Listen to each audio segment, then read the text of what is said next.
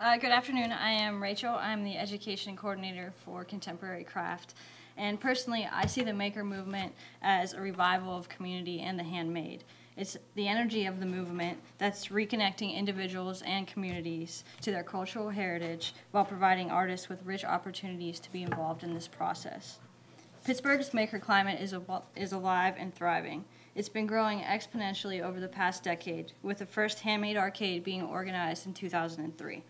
In the past year alone, I've witnessed the maker arts evolve with leaps and bounds. From the traditional craft media, such as woodworking, metals, textiles, and ceramics, to robotics, electronics, and technology in general, the maker community is experimenting, learning, and contributing to almost everything around us. In addition to exhibiting their artwork, local artists are teaching both formally and informally. They are connecting to their neighborhoods and becoming contributors to the synergy of local redevelopment. A beautiful example of this is the Millville Community Library.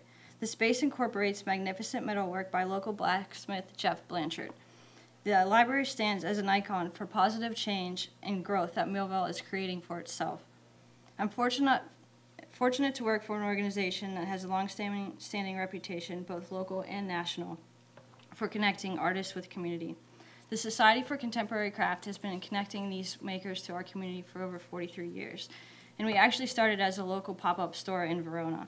With our motto of See, Make, Buy, we offer the public free exhibitions and opportunities to work within our studio and the unique workshops that we offer. In addition to contemporary craft, the city is fortunate to have other arts organizations, such as the Pittsburgh Glass Center.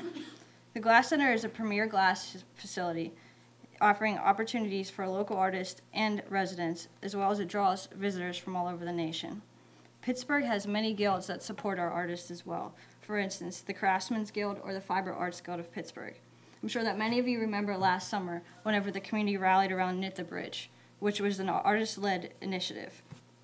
They yarn-bombed the Andy Warhol Bridge, and it celebrated Pittsburgh as a city of bridges and arts. This brought worldwide recognition not only to their project, but our city. The maker movement is a vehicle for many things.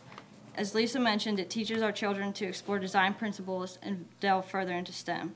It connects our neighborhoods via murals, public art, and redevelopment initiatives. It also contributes to our local economy.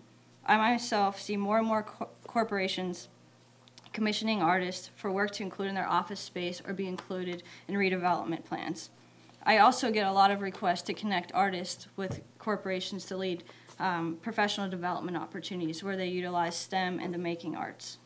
People visit our city and our region to view contemporary work made by our artists and take part in workshops at the Glass Center, Contemporary Craft, and other creative centers.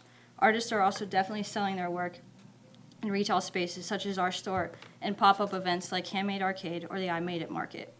The maker arts certainly don't stop with visual arts or technology. We have a wonderful culinary maker community as well.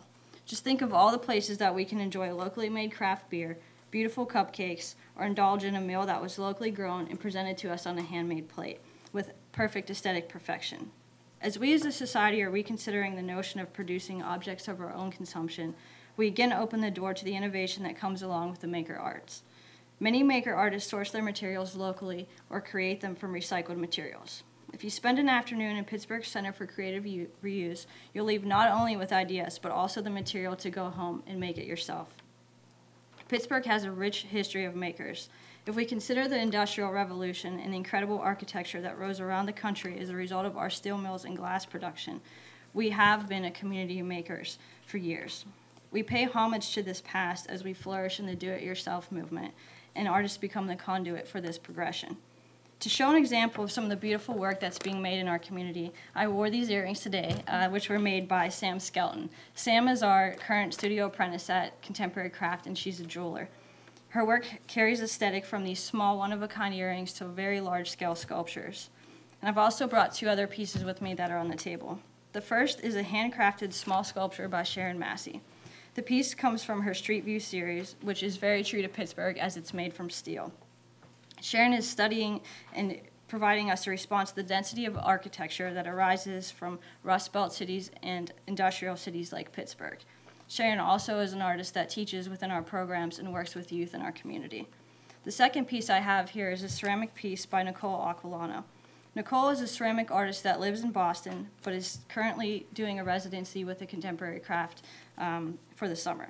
Her work explores her surroundings as she inlays clay's slip and does drawings of buildings and architecture. What she's going to be doing this summer is actually creating work that is specific to the historic Strip District and shows all of the buildings and architecture of our city. And lastly, an artist whose work I don't have with me today is Katie Dement. She's a paper maker who displays her work while also making significant contributions to the maker movement.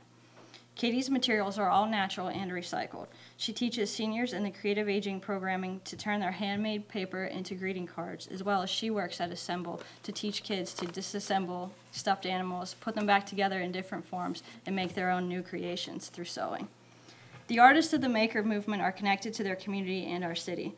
They contribute their personal time and their resources to a number of our projects. They're a component of what helps this movement progress. I'm very happy and feel fortunate to work closely with a lot of these makers, and I thank you for the opportunity to share a little bit with you today.